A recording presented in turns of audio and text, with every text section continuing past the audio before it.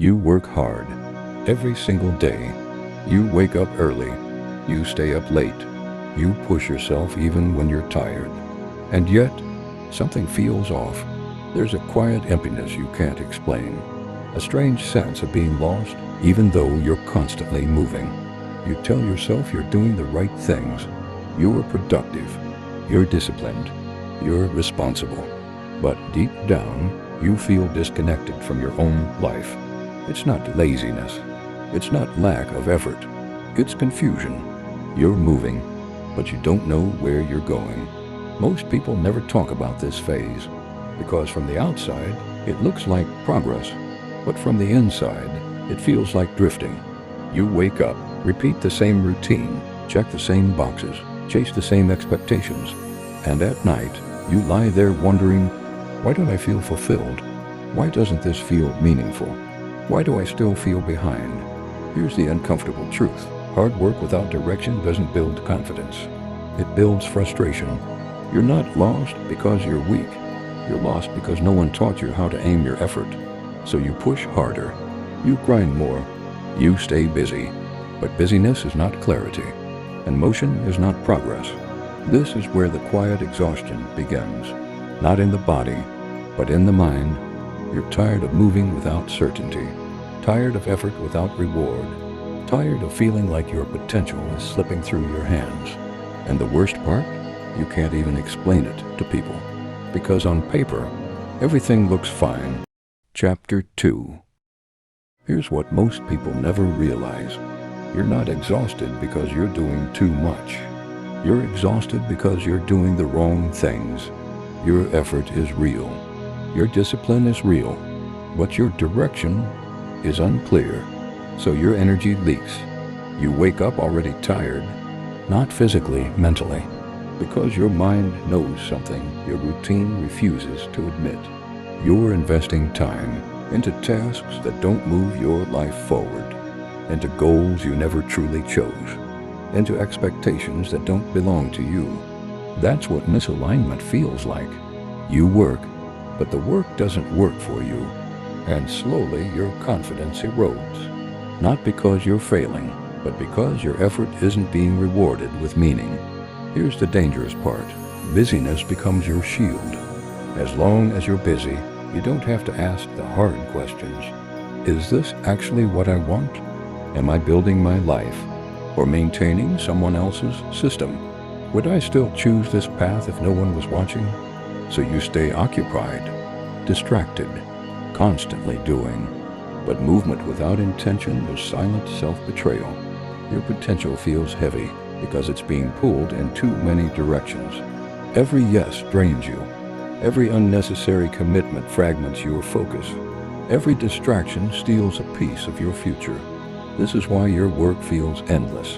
Why rest doesn't feel restorative. Why success feels distant no matter how hard you push. Because clarity is missing.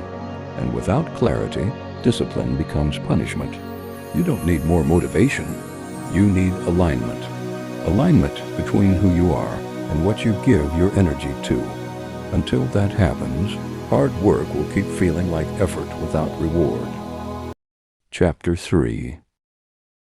At some point you stop running, not because you gave up, but because something inside you finally asked for honesty. You realize that pushing harder isn't the answer, because the problem was never effort. The problem was direction.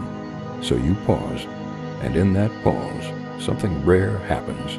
You hear your own thoughts again. Not the noise, not the pressure, not the expectations, just you. And for the first time in a long time, you ask yourself a real question. What do I actually want? Not what looks impressive, not what makes sense to others, not what keeps you busy, but what feels true. Clarity doesn't arrive loudly. It arrives quietly, like a weight lifting from your chest. You start to see where your energy has been leaking, where you've been saying yes out of fear, where you've been staying loyal to paths that no longer serve you. And then you do something uncomfortable. You begin to set boundaries.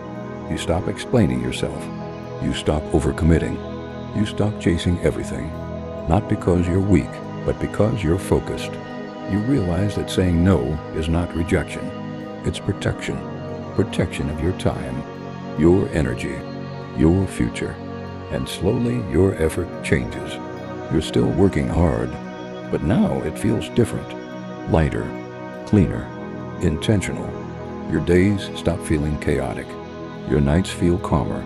Your mind becomes quieter, because clarity creates calm, and calm creates control.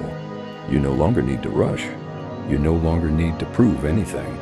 You're finally moving in one direction, and that's when the lost feeling fades. Not because life is perfect, but because your effort finally has meaning. Chapter 4. There comes a moment when clarity demands action. Not loud action, not dramatic change, but a decision, a quiet one. You realize that understanding yourself means nothing if your behavior doesn't change, so you begin to move differently. You stop reacting. You stop explaining. You stop trying to be understood by people committed to misunderstanding you.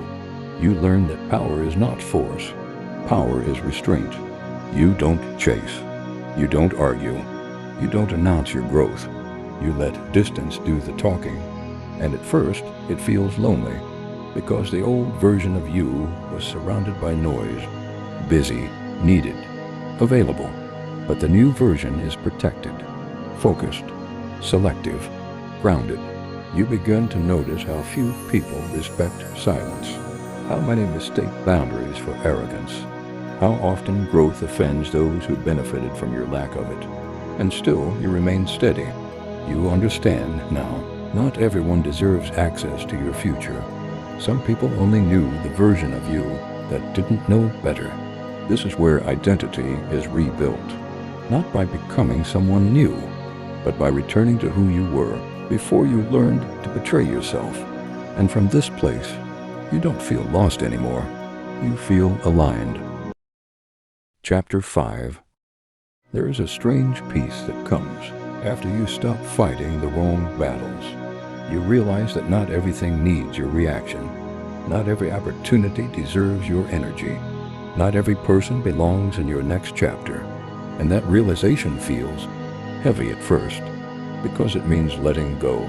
Letting go of old habits, old identities, old versions of yourself that were built to survive, not to thrive. You begin to understand that being lost was never a punishment. It was a signal that you had outgrown your old life, that your mind had evolved faster than your environment, that your ambition had matured before your boundaries did. So now you move differently. You move with patience instead of panic, with purpose instead of pressure, with intention instead of impulse. You no longer measure your progress by how busy you are, but by how aligned you feel. You stop chasing outcomes. You start building systems. You stop waiting for motivation. You start honoring discipline. You stop asking, am I doing enough? And you start asking, is this actually mine? Your confidence becomes quieter, not because you are unsure, but because you no longer need permission. You don't announce your growth. You live it. You understand now, your life doesn't change when you work harder. It changes when you work truer. And when you finally choose yourself, you don't feel lost anymore. You feel grounded. You feel clear. You feel ready. If this spoke to you, sit with it and follow for more quiet truths.